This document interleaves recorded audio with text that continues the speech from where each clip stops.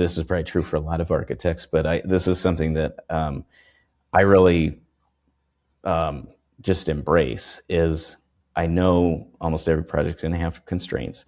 I like to figure out what those key constraints are as early as possible, and then just be honest about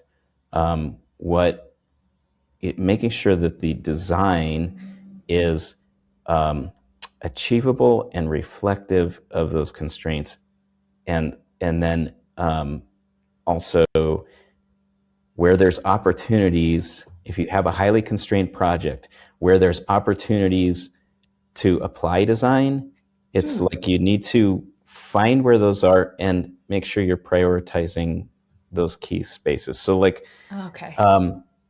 you can't, if in my mind, trying to force design or fussiness across a whole project when it can't be afforded Yeah. is like gonna break everybody's hearts. The architect's gonna bust their butt and have to value engineer everything. The client's gonna be stressed out because they are gonna have their heart set on something that's not achievable. So it's not that you aim low necessarily, it's that you're just try to identify what the realistic strategy is from day one. And the way I always think about it is that if the design is simpler, that means you can make all the details really shine, because that's a good point. you're not kind of plastering everything, and not everything needs to be on volume level 11 either. So no, in fact, that's usually overwhelming. Yeah, and there's times I think where some of my favorite architecture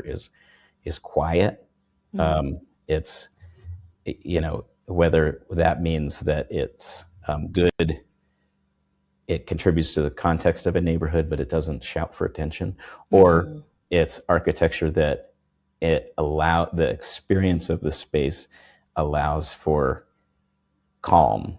It doesn't need to, it's not begging you for attention, so I think those are strategies where you can have a constrained project and still come out with a beautiful project.